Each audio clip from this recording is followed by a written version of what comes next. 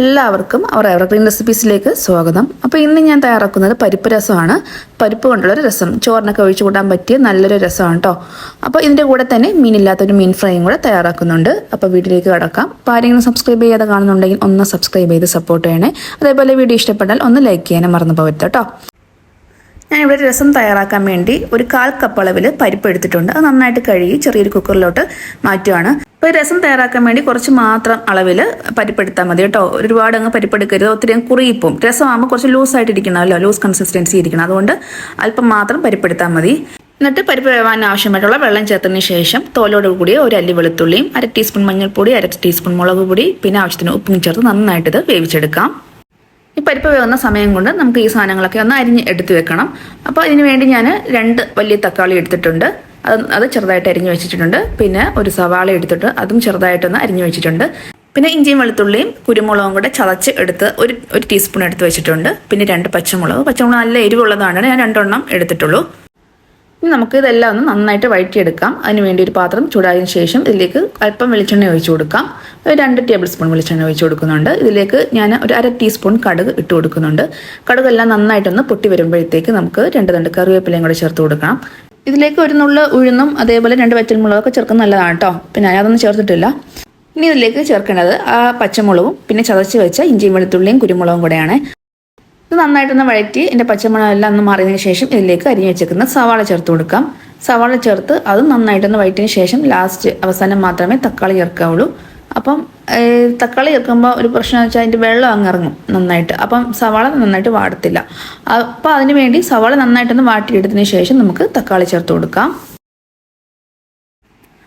ഇപ്പോൾ സവാള ഒരുവിധം വാടി വന്നിട്ടുണ്ട്. ഇനി നമുക്ക് തക്കാളി ഇട്ട് കൊടുക്കാം. തക്കാളിയും കൂടി ഇട്ട് നന്നായിട്ടൊന്ന് വഴറ്റിയെടുക്കാം.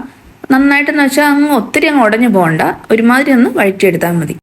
അപ്പോൾ തക്കാളി ഒന്ന് വാടി വന്നതിന് ശേഷം ഇതിലേക്ക് ഒരു 1/4 ടീസ്പൂൺ അളവിൽ മഞ്ഞൾപ്പൊടിയും ഒരു 1/2 ടീസ്പൂൺ മുളക് പൊടിയും അതിൻ്റെ കൂടെ തന്നെ ഒരു 1/4 ടീസ്പൂൺ അളവിൽ നമ്മുടെ ചെറിയ ജീരകത്തിൻ്റെ പൊടി ഉണ്ടല്ലോ, നല്ല ജീരകത്തിൻ്റെ പൊടി, അതും പിന്നെ ഒരു 1/4 ടീസ്പൂൺ ഉലുവാപ്പൊടിയും പിന്നെ 1 ടീസ്പൂണ് കായപ്പൊടിയും കൂടെ ചേർക്കുന്നുണ്ട്. അതും കൂടെ ചേർത്ത് നന്നായിട്ട് ഇത് വഴറ്റിയെടുക്കാം. പച്ചമുളക് എല്ലാം മാറി വരുന്നുണ്ടെങ്കിൽ നന്നായിട്ടൊന്ന് വഴറ്റിയെടുക്കാം. അപ്പോൾ ചേർത്ത് കൊടുത്ത പൊടികളെല്ലാം നന്നായിട്ട് മൂത്ത് വന്നതിന് ശേഷം ഒരു നെല്ലിക്ക വലിപ്പത്തിലുള്ള പുളി പിഴിഞ്ഞതും കൂടെ ചേർത്ത് കൊടുക്കാം. അപ്പോൾ നമ്മളിതെല്ലാം വഴറ്റി വന്ന സമയം കൊണ്ട് പരിപ്പ് നന്നായിട്ട് വെന്ത് വന്നിട്ടുണ്ട്. അപ്പോൾ അതിൻ്റെ കൂടെ അതും കൂടെ ചേർത്ത് നന്നായിട്ട് ഇത് ഇളക്കി യോജിപ്പിച്ച് കൊടുക്കാം. അപ്പോൾ ഇതിലേക്ക് വെള്ളം വേണമെന്ന് തോന്നുവാണെങ്കിൽ കുറച്ച് ചൂടുവെള്ളം ഒഴിച്ചു കൊടുക്കാം. അപ്പോൾ ഞാനിവിടെ കുറച്ച് ചൂടുവെള്ളം ഒഴിച്ചു കൊടുക്കുന്നുണ്ട്. എനിക്ക് കുറച്ച് ലൂസായിട്ടിരിക്കുന്നതാണ് ഇഷ്ടം. അപ്പോൾ രസം എപ്പോഴും കുറച്ച് ലൂസ് കൺസിസ്റ്റൻസിയിലല്ലേ നല്ലത്. എന്നിട്ട് ആവശ്യത്തിനുള്ള ഉപ്പ് ചേർത്ത് കൊടുക്കാം. അപ്പോൾ പരിപ്പിന് ഉപ്പ് ചേർത്തതാണ്, അത് നോക്കിയിട്ട് വേണം ചേർത്ത് കൊടുക്കാൻ.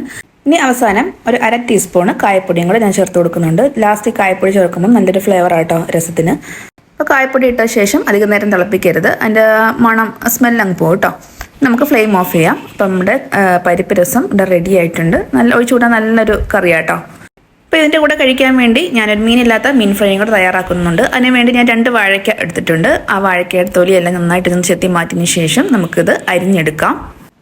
സത്യം പറഞ്ഞാൽ ഇത് മീനെല്ലാം തോന്നത്തില്ല, ശരിക്കും നമ്മൾ മീൻ ഫ്രൈ കഴിക്കുന്ന അതേ ടേസ്റ്റ് ആട്ടോ കിട്ടുന്നത്.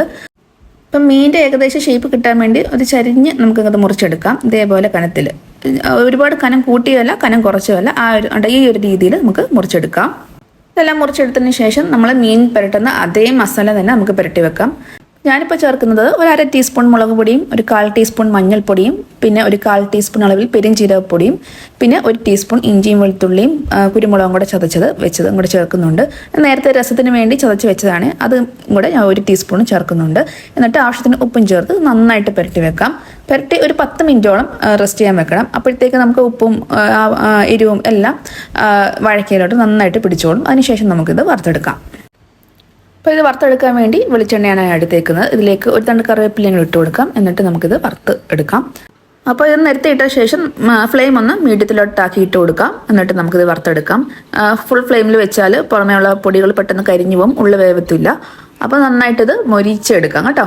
അപ്പം നമ്മുടെ മീനില്ലാത്ത മീൻ ഫ്രൈയും അതേപോലെ പരിപ്പ് രസം തയ്യാറായിട്ടുണ്ട്. അപ്പോൾ എല്ലാവരും തീർച്ചയായിട്ടും ഒന്ന് ചെയ്ത് നോക്കുക. അപ്പോൾ വീഡിയോ ഇത്രയേ ഉള്ളൂ. ഇഷ്ടപ്പെട്ടാൽ എല്ലാവരും ഒന്ന് ലൈക്കും ഷെയറും കമൻറ്റും അതേപോലെ ഒന്ന് സബ്സ്ക്രൈബ് ചെയ്യാൻ മറന്നു പോകരുത്. സബ്സ്ക്രൈബ് ചെയ്യുമ്പോൾ ബെല്ലൈക്കൺ ഒന്ന് പ്രസ് ചെയ്യാനും അതേപോലെ ഓൾ എന്ന ഓപ്ഷൻ ഒന്ന് എനേബിൾ ചെയ്യാൻ മറന്നു പോകരുത് കേട്ടോ. Okay, thank